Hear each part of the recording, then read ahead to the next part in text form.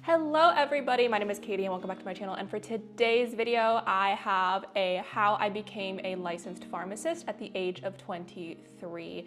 Kind of like story, journey, walkthrough. We're gonna talk it out. So if you're new here, hello, I'm Katie. I'm 24 currently. I'm a PGY2 pediatric pharmacist, and let's talk to how I got to this point. So it all started in high school. And I do have notes, by the way, so I may not look at you the entire time. I just want to make sure that I don't miss anything. But it all started out in high school. I knew that I wanted to be in healthcare. That was something that I always had like a dream, a passion for. But it took me a minute to figure out what exactly I wanted to do in healthcare, right? So I researched careers. I figured out like what different healthcare providers do and what my like ideal role in that situation would be. And when I came across like medications and how they work in the body and that kind of stuff, that really piqued my interest in it all. And I was like, being a pharmacist might be kind of cool, because like learning the behind the scenes of all that and why you give this medication for this condition seems pretty interesting. So I applied to University of the Pacific's pre-pharmacy program. That is a school in Stockton, California, not too far from my hometown. So it was a convenient option for me. Also, they had accelerated programs, so it worked out great. I will say I was a little ballsy with my college applications. I kind of figured if that didn't work out, like I could apply as just like a bio undergrad major and kind of see where things go, but I really didn't apply very many places, and that was kind of ballsy. But I did get accepted, so we're good. I got accepted into the 2+3 pre-pharmacy program, which is the fastest track available. There's a 2+3, a 3+3, and a 4+3. The number before being the number of years of undergrad study, and then the 3 for everything being 3 years of pharmacy school. And so the admission criteria is basically based off of like high school grades, like the rigor of the courses that you're taking, like your leadership, all that kind of stuff, like SAT and ACT scores, though I don't think that's like a thing anymore, but it was when I was back in high school, back in my day. No, I'm kidding, I'm not that old. But you know, it was a thing when I was applying, so that was something that I had to do as well. And then for these tracks, you can always decelerate. So if, for example, like I got admitted into 2+3. If I found that 2+3 was too hard, too intense, like I wanted to take it a little bit slower so I could really like understand the material, then I could decelerate to 3+3 or even 4+3 if I wanted. However, if I was admitted as a 3+3, there is no way that I can become a 2+3. Now there are ways you could become a 2.5. Which is basically you just do half a semester of classes, then you have half a semester like off before you start pharmacy school. I've had friends that did that, but you can't like accelerate a whole year, if that makes any sense. So that's the kind of high school background behind it all. Now for undergrad, so I only had 2 years of undergrad, and I could be wrong, but I personally don't know of any like other program that offers that short and accelerated of an undergrad program. 2 years is pretty fast. I will say it flew, especially because I did it during COVID, right? So I graduated high school in 2019, and so therefore I started my undergrad in fall of 2019. And we all know what happened spring of 2020. So I had like 1 semester of like undergrad at college, and then I did the rest of my undergrad at home, because by the time that 2021 fall hit, that's when I started pharmacy school. So it was an interesting time. So my undergrad experience was a little bit different than most, but I will put a sample schedule on the screen here. So it has changed since I've been in school. I'm making it sound like I'm like ancient here, but the curriculum has changed a little bit. I believe now the pre-pharms have to also take, what's it called? Biochem, because that's a class that a lot of pre-pharms struggled with in pharmacy school. But this is my example schedule just so you can kind of see what I did, because that's really all I know. I don't know what the kids are doing now. But basically, in order to get everything done in 2 years, you have to take bio and chem both classes each semester. So it's a very like heavy course load, at least like 18 plus units per semester, right? Depending, I also did like research, so that added like an extra unit or two to the mix each semester that I did it. So it was a very heavy coursework, and there was one semester that I had physics and 2 of like the upper grad bio and chems, so like OChem and either micro or physio, but like that was an intense semester. So it is a very intense curriculum. However, I did like that I just got in and out, and that was nice. I did satisfy the calculus, you'll see there's like a calculus requirement. I did satisfy the calculus requirement with my AP calc score in high school, so I did not have to do that. So that is one thing that like kind of got alleviated from my schedule, I guess you could say. But I took research instead, so. And then between the first year and the second year of undergrad, I took summer school. So I just had to get a couple more GEs or general education requirements satisfied. So I think I took like 2 classes, I'm trying to remember. I think I took 2. So I didn't have to take any between the summer of undergrad and pharm school. So that for me, that would be like May 2021 to August 2021. I was free, it was my last summer of freedom, so I really just took advantage of that. So I think that's it for undergrad. Okay, now moving on to pharmacy school. So pharmacy school for me was 3 years year round. And all 3-year schools are gonna be like that. I know there's lots of 3-year pharmacy schools out there. So this is gonna be a little bit more applicable to other people out there. I know there's a lot of 3 years and a lot of 4-year pharmacy schools. Like those are the 2 tracks, I guess you can call them. So yeah. For me, or I guess for 3-year schools, it would be like 2 years of didactics. So for me, it was August like 2021 to August 2023, right? I had 2 full years of didactics. And then I had 1 year of APPEs. So I really hope this mic isn't getting destroyed by my shirt.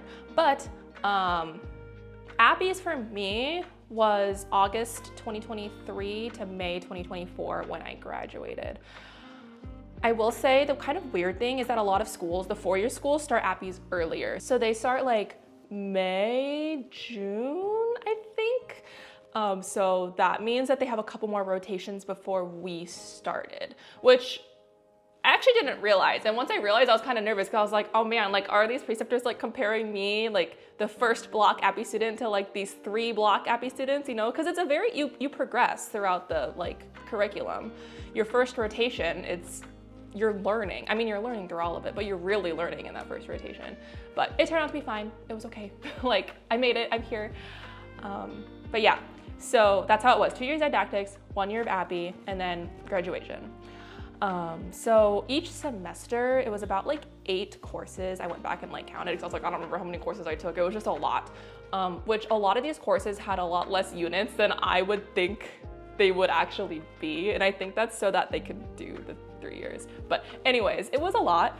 I will say, like, I'm not gonna lie, it was pretty intense, but I am glad that I did it faster because now I get to work quicker and younger, and that's nice. But yeah, so 8 courses each semester. And then for our IPPEs, we started with community, like everyone started with Com 1.